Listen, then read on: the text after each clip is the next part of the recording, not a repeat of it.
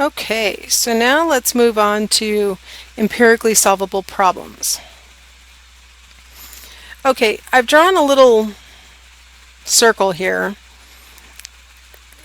It's sort of a circle of hell, we could say, because you can jump into this at any point, really. And then it keeps cycling through. No matter what else you're doing, you're going to keep cycling through this when you're doing science. Now, I put theory at the top because ideally we will start with some theory that causes us to generate a prediction, to make some kind of hypothesis, that then we're going to test by collecting data, that then will inform the theory and cause us to generate a different hypothesis of some sort, which then we will test, and so on, and you go on like that until you lose interest in your topic. A lot of things in psychology don't have actual theories that are guiding them. There are a few things like Piagetian theory or Freudian theory or theories of motivation, things like that. There are a few. But for the most part, we're working from a series of previous studies that are guiding us in making our predictions. But we don't have a ton of cohesive theories, and we'll talk about that as the quarter goes on. That's a little bit frustrating about psychology. So sometimes when I need to talk about theories, I'm going to have to rely on some other fields to provide us with theories that we can talk about. Now, this slide has some hyperlinks that you'll find interesting if you want to watch some more videos too. There are current problems that in the past were like unstudyable mysteries, were things that we just couldn't figure out how to study. Now they've become problems that we can study. Like, for example, now that we can look inside your brain and watch you think, it's kind of opened up the black box of your brain. So things that we used to sort of guess about, like, for example, Noam Chomsky talked about the idea that you might have an innate language acquisition device, that you were born primed and ready to learn a language. Well, guess what? Thanks to MRI studies, fMRI studies, and then also studies of people's brains who have had strokes and things like that, we've discovered he was right. There is an area in our brain that primes us and makes it easier for us to learn language. Those kinds of questions used to be mysteries that we could only argue about and really treat kind of philosophically. Now we can actually quantifiably measure things that used to be mysteries. So it's a huge step forward for us that we've got brain activity. Now not that we have brain activity, we've had that all along. What I meant to say is we have the ability to measure brain activity. I did want to mention though, these pictures that you're seeing here make it seem like we should know what each of those dots are doing and what different parts of our brain do for different things. It's not quite as clear-cut as you might have been led to believe through like intro to psych and stuff like that. We still don't know what 98% of our cortex does, but we're starting to be able to study it, and that's the important thing. Another thing that used to be a mystery and now people actually legitimately study is infant cognition. I've got a hyperlink here if you want to go watch the video on, what babies can think and know. They used to think that babies, up until they were aged 3 months, were like puppies practically, that they didn't understand language, they were barely awake, they were and by puppies what I mean is like little puppies with their eyes closed and like that. Now they're, thanks to clever techniques such as the one that's in the video, they've figured out what babies know, what babies expect, what babies understand. It's become really exciting in the field of child development these days because they've really figured out good techniques. Another kind of cognition that's gotten interesting, I gave this video as an example of bird cognition, but I could have put on just about anything. I mean, one of the most exciting animal cognition displays I've seen is the one where the border collie can go find like 83 different objects by name. I mean, that's pretty darn good memory for a dog, right, who doesn't supposedly speak our language. He can go find the correct thing. These birds in the video are using a ton of logic to put together the solution to a problem. These are things that, through the past 120 25 years of psychology building on classical conditioning and then operant conditioning, and then put those two things together and use them to train the birds to know what to do with these stones, and then give them a new problem that they have to solve themselves, and ta-da, they can take what they've been trained and apply it to this new situation. It's awesome. It shows that these birds can think in a much more complex way than we thought. Science builds on itself. So we had classical conditioning. Okay, that's interesting. We found out all about drooling and eye blinking and shivering, and okay, so what? Then here comes operant conditioning, and we learn, okay, if we give rewards, it makes the animal want to do the behavior again. If we punish it, it makes them avoid it. Okay, so what? Put those two things together, and next thing you know, hey, this is a really effective way to train a bird or a dog or a whale. It really, we have to build on the stuff that's come before, and now we've got things that can be solved out in the real world that used to be mysteries. All right, now I wanted to talk for a second about, the way that we reason through most of our lives. Let's be honest. And I mean, I say I am 100% on board with this. In my everyday life, two things.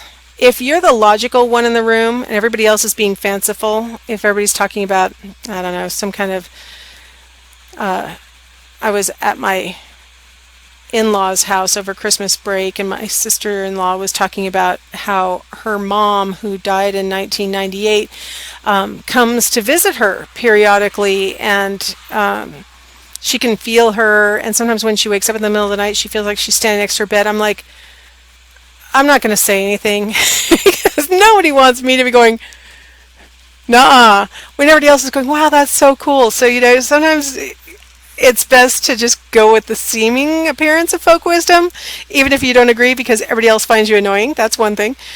But then also because sometimes common sense and folk wisdom is good enough to get us through what we need to do each day. I mean, do we really need data all the time to make our decisions? So we rely on this a lot.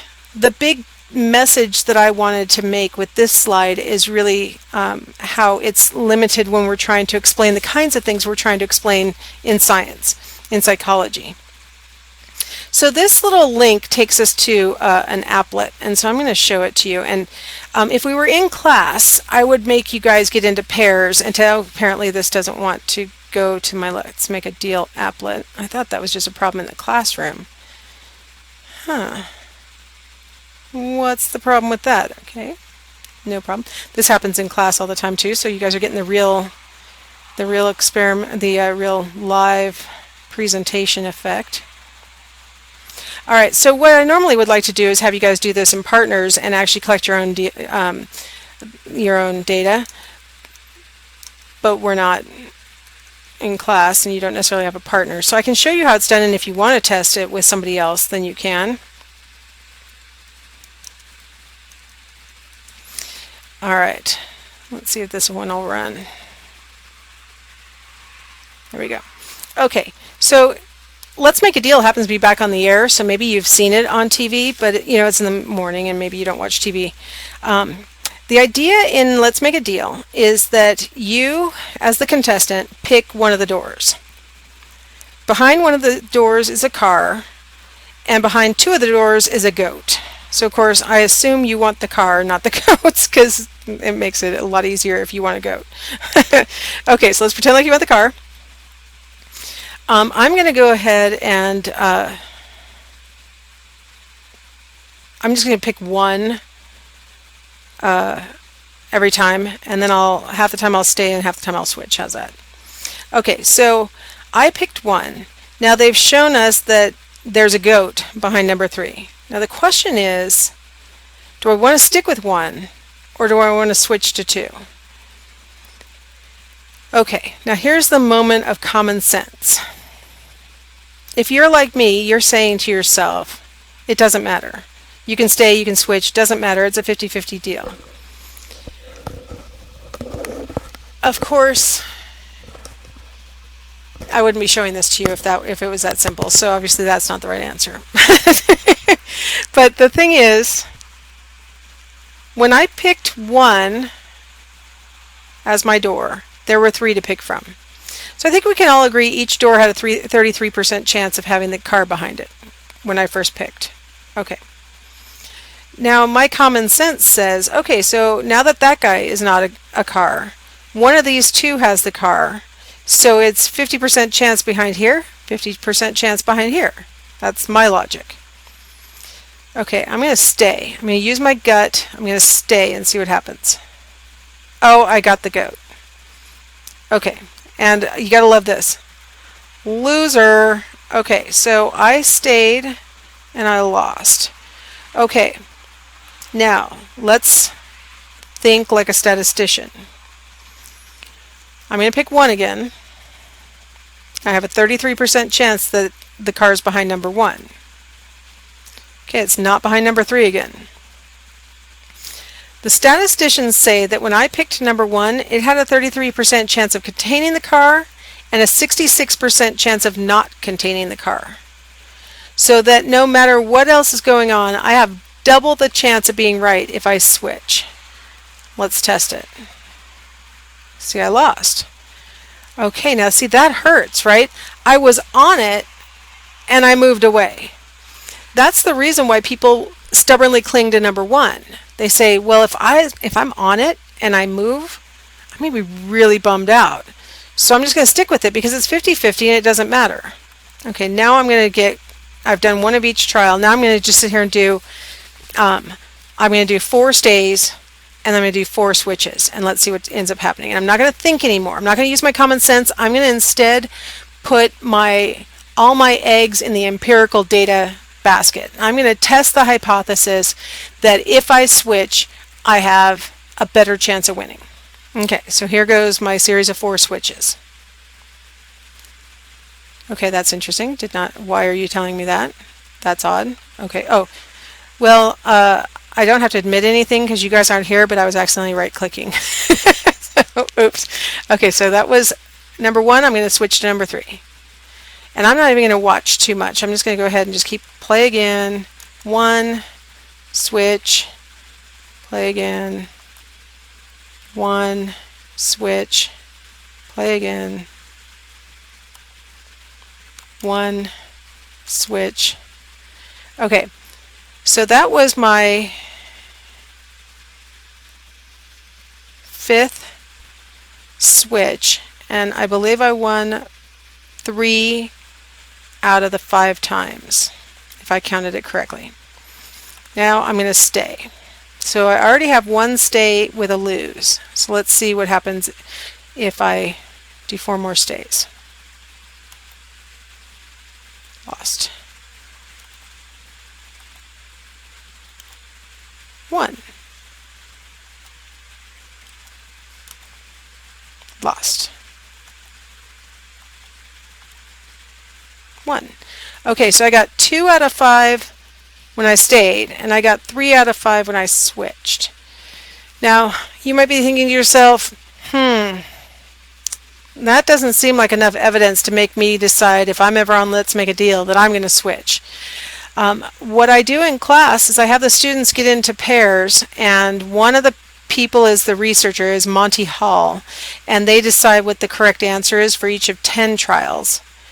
And then their partner tries to guess what the right one is, basically following this format. They pick 1 out of 3, then you eliminate 1, then they decide to stay or switch. So each partnership does 10 trials, and then we take the whole group data, the whole class, and we compile all their 10 trials together. So I usually will end up with like between 100 and 150 trials altogether across the students in the class. And using that technique, it becomes really obvious that switching is the better strategy. There's almost perfectly 66% wins when people switch, and almost perfectly 33% chance of winning when they stay.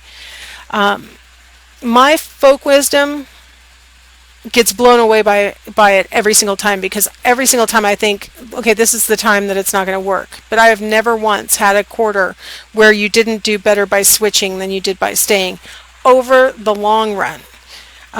If I was on Let's Make a Deal, would I be able to switch I don't know, because I would be so mad if I switched off of the right answer. But I would like to think that I would not go with common sense, and I would just go with the numbers. I'd go, statistically, and I think I'd like to believe I would do that. The point in showing you that exercise is it really makes the case that we need to collect data, because a lot of times our logic just isn't up to the task. It doesn't come to the conclusion that the data would lead us to. The hindsight bias, which I have just a really quick little Family Guy clip where they used the hindsight bias incorrectly, but the hindsight bias is kind of another way of saying common sense, because what happens with, you guys have probably seen this with people who you know, where you tell them about something really interesting that you learned in your psychology class, and then they'll tell you, oh, I could have told you that. That's not surprising. Everybody knows that. Well, in hindsight, everything makes sense. In hindsight, we can explain anything. Now that I know how it came out, I can easily explain. I easily could have predicted it now that I know how it came out. The hindsight bias makes us think that even complex things that need to be explained by data are just common sense, when in fact they aren't. They aren't things that we would have predicted. Okay, now in this class, if you listen to my lectures, you're going to notice that there really are no sacred studies in this class. I'm going to question the critical thinking behind pretty much anything that's a hot topic right now. Global warming gets a lot of my attention because it's such a contentious issue. Even our textbook talks about it. If you've got the current edition, he talks about it a lot. We're going to talk about things like whether aliens have landed on Earth. We're going to talk about whether 9/11 was an inside job. We're going to talk about all sorts of different things that are really just illustrations of concepts. So if I do manage to hit on something that you really like, sometimes I'll have students who want to stay after class and tell me all the ways in which I've misinterpreted astrology and haven't really given it a fair shake and stuff. You gotta not be defensive while we're talking about particular things. I'm just using them as illustrations. I just read my horoscope when we were installing our new Comcast box, and I swear it sounded like my horoscope and my kids' horoscopes were predicting that we were having our Comcast cable box installed. We're like, this is too funny. The key thing is you want to be scientific as you're hearing these things and think about it just objectively and try not to be defensive. Some of the things that I criticize, I agree with. So you don't have to, we're putting on our science hats, right? We're allowed to believe things that are incorrect, right? Or not supported by data for sure. The thing that I will not attack, so please don't ever be sitting there waiting for me to just go ahead and say something. I'm never going to attack any, like religious beliefs or anything like that. That is completely, in my mind, inappropriate, has nothing to do with what we're talking about. In my opinion, it's not a fight between science and religion. In my opinion, science is its own thing, independent of anything else. And so please don't ever just be sitting there waiting for me to say something offensive, because I'm not going to say it. When I do talk about faith, I'm not talking about religious faith. I'm talking about people who have taken certain beliefs so strongly that now they've come to have faith in it, and it's something like whether immunizations cause autism, or it's something like whether 9/11 was an inside job, or those kinds of things. That's what I'm talking about. People who have faith in ESP or in the ability of mediums to talk to the dead, things like that. That's what I'm talking about. I'm never going to undermine or try and criticize anything that you guys might hold dear. That's not my job, and it's completely inappropriate, I think. So you are safe here with regard to that. Now, if you're a big old global warming person, please don't get defensive if you feel like I'm putting it down. I'm not. I'm just talking about science. I'm just talking about certain scientific things. So just try not to be defensive. Okay, so that concludes this lecture. The next time I talk to you, it'll be chapter 2. All right.